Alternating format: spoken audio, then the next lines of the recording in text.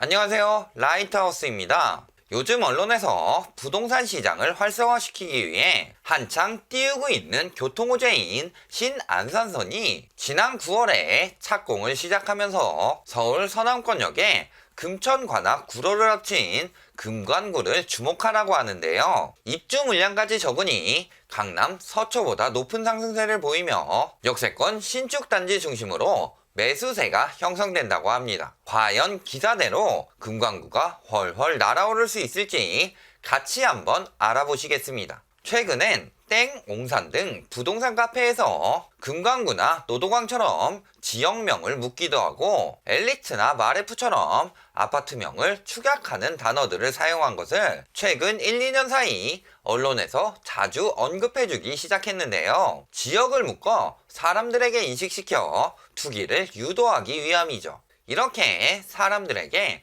신안산선이라는 교통호재로 프레임을 만들어 금관구로 묶었지만 실제로 신안산선의 시흥 사거리역과 독산역은 금천구를 관통하는 것에 비해 구로 디지털 단지역은 구로구나 관악구의 경계점에 있기 때문에 구로구의 구로동과 관악구의 조원동 정도만 직접적인 영향을 받을 정도로 교통호재의 영향이 적습니다. 그러니 실제 신안산선 라인 역 주변의 아파트들은 별로 영향을 받지 않고 오히려 1호선 역세권 대단지 아파트들이 인기를 끄는 걸 보면 그냥 신안산선은 가격 띄우기용 호재일 뿐이라는 거죠. 우선 신안산선에 영향을 가장 많이 받는 금천구부터 보시겠습니다. 가산 디지털 단지에 대규모 업무지구가 있어 직주 근접에 메리트가 확보되어 있고 1호선과 7호선이 동시에 지나는 가산 디지털 단지역을 통해 강남권으로 이동이 편리하죠. 게다가 서울에서 과천 등 경기권으로 벗어나기 위해 서부 간선도로와 시흥대로로 빠른 진입이 가능하여 주요 통로의 역할을 하고 있는데요. 그만큼 안양이나 광명처럼 병목 현상을 피하지는 못하기 때문에 서울, 일산까지 가는 차량까지 전부 몰리며 출퇴근 시간이나 주말은 항상 밀려있죠. 특히 서부간선도로는 성산대교 성능 개선 공사로 인해 광명, 구로, 영등포를 지나 선유도까지 막히는 등 교통체증이 더욱 심하고요. 서부간선도로의 지하화가 추진 중이지만 수차례나 공사가 늦어지면서 2021년에나 개통할 예정이며 완벽한 해결책은 아니라는 문제점도 있죠. 지도만 보더라도 1000세대를 넘는 아파트 단지가 손에 꼽힐 정도로 대단지 아파트 비율이 굉장히 적은 걸 알 수 있는데요. 최근 5년 동안 새로 들어온 신축 아파트 역시 롯데캐슬 골드파크 1에서 3차에 약 3000세대가 전부죠.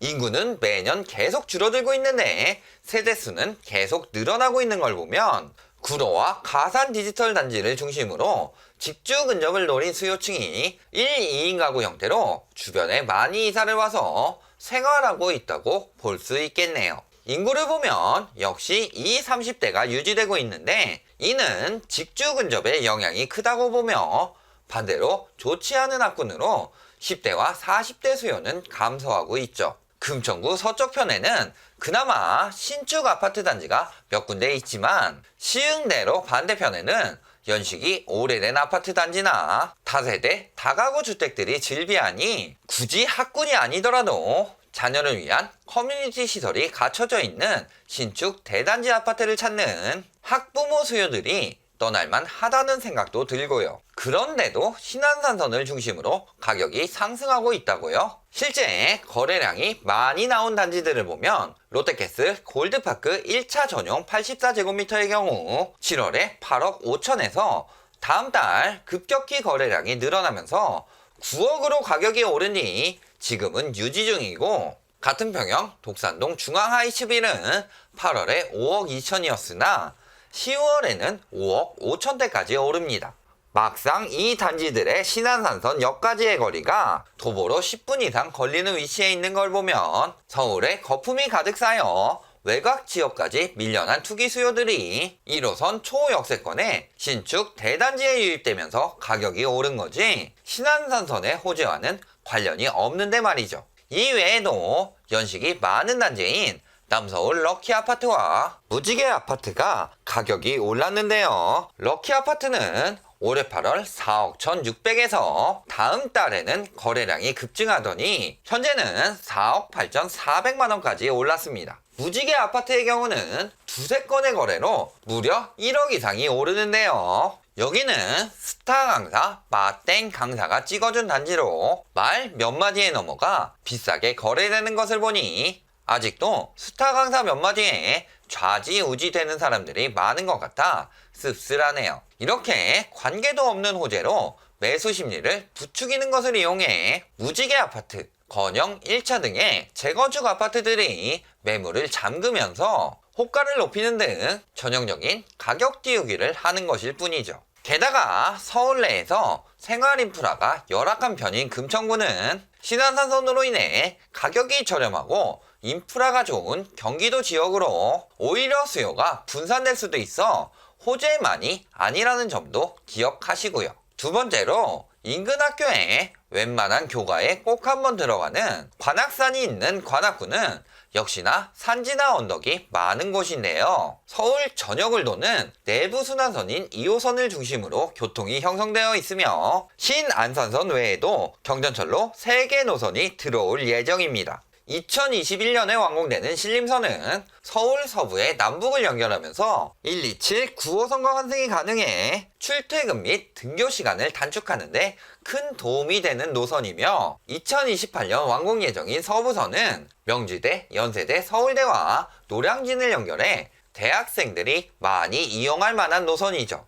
2022년 착공에 들어가는 남곡선은 신대방역에서 남쪽 지역을 연결해주는 라인이라 관악구 내부의 외곽 지역을 연결해주는 역할을 하기에 실질적으로 큰 호재로 보기는 어렵고요. 즉 신안산선보다 오히려 신림선이 훨씬 더 호재가 되는 느낌인데요. 하지만 2007년에 계획되어 2017년에 착공이 들어간 신림선에 대한 가격 반영은 이미 다 되어 있는 상황이라 지금에 와서 오를 만한 요소는 아니죠. 그래서 아파트보다 빌라나 원룸촌의 비율이 특히나 높아 2018년 기준 서울에서 가장 높은 1인 가구 비중인 47.6%를 기록하며 거의 절반에 가까운 세대들이 혼자 살고 있습니다. 특히 최근 2년간 세대수가 증가했는데 그중 20대가 많은 비중을 차지하고 있으며 주로 아파트보다 원룸 등의 1인 가구가 유입이 되고 있는 실정입니다.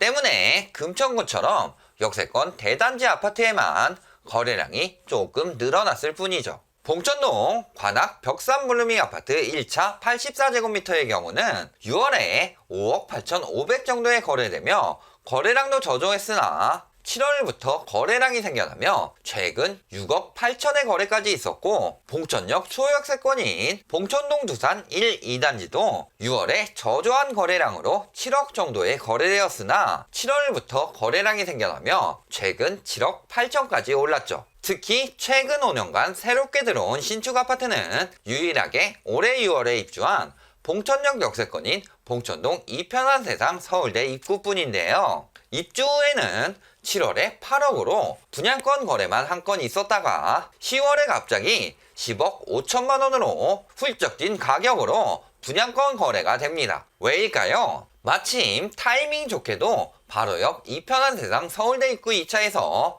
전용 116제곱미터 13가구가 공개 매각을 진행했는데요. 분양가의 2배나 되는 가격으로 입찰된 것을 보면 1차의 고가 거래는 2차의 입찰가를 띄우기 위한 사전 공작으로밖에 보이지가 않네요. 재개발 쪽을 보면 서울 3차 뉴타운으로 신림역 남부 쪽에 2005년 1에서 3구역으로 지정된 신림 뉴타운은 지형적 불리함으로 지지부진하다가 일몰제를 앞두고 최근 1구역까지 조합 설립 인가를 모두 마치며 착실하게 진행되고 있는데요. 봉천주택 재개발 정비사업의 경우도 13, 14구역만 조합 설립 인가를 남겨놓은 상황이고요. 2구역에 대지집은 15평짜리 다세대는 2억 3천에 입주권 프리미엄이 붙어 4억 7천 정도에 이미 거래가 완료됐고 감정평가액 1억에 불과한 대지집은 8평짜리 3구역 다세대는 무려 2억 5천의 웃돈이 붙어서 올라와 있는 만큼 심각한 거품이 쌓여 있는 상황이죠. 세 번째로 보실 구로구는 그나마 아파트 비율이 60%대로 금강구 중 가장 높으며 작년 대비 인구수와 세대수가 모두 증가한 걸로 나오는데요. 이는 다름이 아닌 구로 항동지구의 입주 물량 때문입니다. 기존에 신도림을 비롯해 구로, 고척, 개봉 등은 물론 특히 광명 쪽 이주 수요들이 주로 항동으로 유입된 것으로 보입니다. 하지만 항동지구는 부천 옥길지구에 인접해 있어 거의 경기권의 입지인데다 그렇다고 최근 5년간 항동지구 외에도 신축 물량이 있는 것도 아니라 역시 기존 단지들 중 좋은 입지를 가지고 있는 역세권 대단지 위주로 거래량이 늘어나죠. 호재가 있는 신안산선 구로 디지털단지역 부근에는 대부분이 디지털밸리로 지식산업센터가 차지하고 있어 역세권 아파트는 없고 도보로 10에서 15분 거리까지 나가야 하는데요. 이 아파트들의 가격과 거래량은 소폭 증가하지만 이는 신안산선이라기보다는 7호선과 2호선 역세권 효과를 받은 것으로 보이고요. 따라서 실제 거래는 주로 더블 역세권인 신도림역 인근 대단지 아파트 중심으로 이루어지죠. 신도림 대림 4차 2편한 세상 전용 84제곱미터는 6월에 10억 2,600에서 10월에는 12억 4,800까지 올랐고 같은 평형 신도림 대림 1, 2차는 6월에 7억 1,600에서 11월에는 8억 4,200까지 상승했죠. 또 신도림 동화 3차의 경우 6월에 8억 3,600에서 10월에는 10억 1,400까지 올라가며 급등하는 모습을 보이기도 했고요. 특히 구로구는 지난 7월부터 30대 거래량이 급증하는 모습을 보이고 있는데요. 그럼에도 30대 인구는 빠르게 감소하고 있는 것을 보면 이들의 대부분이 실거주가 아닌 투기 수요라는 것을 알 수 있습니다. 대부분의 30대는 그간 모아온 자산만으로 실거주로 아파트를 사기에도 벅찬 수준인데 66%까지 떨어진 전세가율을 보이고 있는 구로구 아파트를 무슨 수로 갭 투기할 수 있을까요? 이렇게 자기 돈으로 투기하기는 어려운 만큼 부모들이 투기한 팔리지 않는 아파트들을 높은 증여세를 탈루하기 위해 부모로부터 편법으로 자산을 받아서 증여 대신 매매거래 형태로 넘겼을 가능성이 높아 막상 투기할 메리트가 있어서 30대 투기 수요들이 유입했다고 보기는 어렵겠네요. 만일 그렇지 않고 30대들이 직접 투기했다고 치더라도 오히려 더 부동산에 지식이 많은 베이비 부머 세대들이나 40대들이 거의 늘지 않고 30대들만이 급증했다는 것은 잘 모르고 뉴스 기사들이나 업자들에게 속아 설거지 부대 역할을 자처했을 가능성도 있고요. 즉 어느 쪽으로 보더라도 지금 구로구가 승승장구할 가능성은 매우 적다는 거죠. 개발 호재로는 그나마 구로 차량리지 이전이 있기는 하나 만약 이전이 시작되고 아파트가 들어선다고 해도 좋은 입지는 아니라 신축이라는 것 외에는 큰 메리트가 없어 입주 거래가 거의 없을 가능성이 높습니다. 게다가 현재 광명시의 반대 의견이 심해 진행에 문제가 있는 만큼 빠른 추진을 기대하기도 힘들고요. 결론을 말씀드리겠습니다. 서울 서남부 끝을 금강구로 묶어 신안산선이라는 교통호재를 강조하지만 실제 관악 구로의 경우는 영향도 크지 않고 게다가 이 호재로 올랐다고 보기는 매우 어렵죠. 반대로 광명, 안양 등보다 오히려 인프라가 나쁜 금강구에 들어오는 신안산선의 교통호재는 그나마 서울 안에 있어 가깝다는 메리트를 반감시키는 악재가 되면서 가격 거품이 끼면 오히려 수요가 노선을 타고 외곽으로 빠질 가능성이 있다는 점 역시 꼭 기억해 두셔야 하고요. 그러니 금강구라는 유행어를 만들어 호도하려 했을 뿐 이미 분양가 상한제로 주요 지역이 발이 묶이고 11 대책으로 편법 대출마저 막히니 여력이 부족한 투기 수요들이 그나마 저렴한 서울의 외곽 지역인 동북의 노도강, 서북의 은평과 함께 오늘 말씀드린 서남의 금강구 쪽으로 밀려났을 뿐이죠. 그간 홀대받던 금천구가 결국 뜰 수밖에 없다는 기사까지 나오고 있지만 글쎄요. 그런 식으로 따지면 우리나라에 뜨지 않을 곳이 어디가 있나요? 결국은 기득권들이 매물을 털어내기 위한 수단으로 교통 호재를 이용하고 있을 뿐, 이런 호도 해소가 금강구에 아파트를 사게 된다면 추후 외곽부터 시작하는 하락세의 영향을 서울에서 가장 먼저 맞이하게 될 것이며, 서울 내 열악한 입지인 만큼 추후 매도하기도 굉장히 어렵죠. 다시 한번 말씀드리지만 거래가 서울 중심에서 외곽 지역으로 옮겨갔다는 것은 그만큼 거품이 가득 끼었기 때문이며, 그 이후에 하락세는 필연적으로 찾아왔습니다. 그러니 이런 마지막 때에 호도에 넘어가게 되면 소중한 자산을 날리게 됨과 동시에 그간 쌓아왔던 청약 가점 중 무주택 기간까지 날리게 되면서 분양가 상한제 이후 생겨날 저렴한 청약 기회까지 놓칠 수 있으니 그런 운은 범하시지 않기를 바랍니다. 오늘 영상이 도움이 되셨다면 좋아요, 구독, 알림 부탁드립니다.